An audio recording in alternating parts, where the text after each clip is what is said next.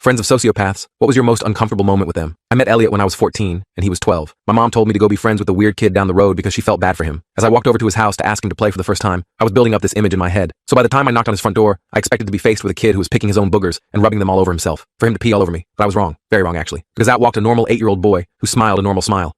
So do you want to hang out? Together? You and me? Yes! He cut me off with excitement. And I guess he noticed how taken aback I was from his reaction, because that's when his face immediately switched into a much more solemn expression. Hey, so did that seem happy to you? Do you think I did good? I just stared at him blankly, not knowing what in the world he was talking about. Oh, sorry. I don't really understand, feelings and stuff, so I've been practicing. I awkwardly laughed before trying to change topic and asking him what he liked to do for fun. And that's when he told me to follow him into his back garden. He pointed to the corner and showed me his bug orphanage. Dozens of jars filled with insects. Some had missing limbs, some upside down, some already dead. They're the ones nobody wanted, so I let them scream here instead, he announced proudly. And just before I could run out of the house screaming, he started tweaking out. Why are you so weirded out?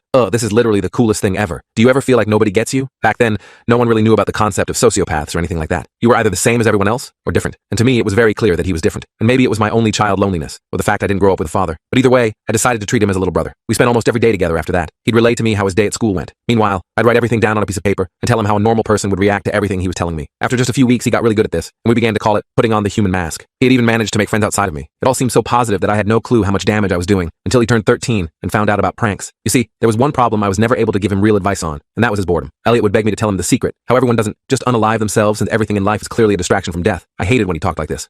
How do you teach a sociopath how to enjoy something? At first, I tried to keep him entertained by letting him pretend to light me on fire, and I'd pretend to be super hurt. I should have known it was just a band-aid solution. I remember visiting him a few days after that and saw a spark in his eyes that I didn't recognize. Alex, guess what? His sudden happiness made me smile until he told me its source. Turns out, he had managed to cut a kid's heavy backpack as he was running for the bus, and he fell like a sack of meat. Elliot then burst out laughing like it was the funniest thing to ever exist. I told him it wasn't funny, expecting him to study my explanation like always. But instead, he just said, dude, I don't care anymore. This is the best I've felt in my entire life. He refused to listen any further, so I just shrugged it off. But then every day for the next week, he was coming home with new stories, each worse than the last. And then came the breaking point. He told me he had put plastic shards in a kid's sandwich to see if anyone would notice. And because nobody did, he took a bite and started coughing until red came out. I got up to tell his mom, but then Elliot said if I told anyone, he would make my mom pay for my betrayal. So I just said okay before heading home. After that, I had every intention of cutting him off. But there was one thing I had forgotten to account for, and that was his mom. Because to her son had just lost his best friend for no reason. So one day she showed up to my house and invited us to his talent show. And when the day came and we were sitting in the audience, I figured it'd just be a short singing solo, and then I'd never have to see his psychotic ass ever again. But I was wrong. Instead, he took a bird out of a box on the table. He then took a knife, cut it open, and let the red pour out onto the stage. The audience laughed, thinking it was fake. But then he kept going. A second, then a third. By this point, one of the children in the audience was crying, and I myself felt bile begin to rise in my throat. I remember staring into Elliot's face, desperately searching for any sign of guilt, any sign that he had suddenly regretted what he had done. But instead, he was smiling ear to ear. That's when I heard the sirens outside. Turns out, a teacher had called the police during the performance. The rest of the full story is on my channel and linked below.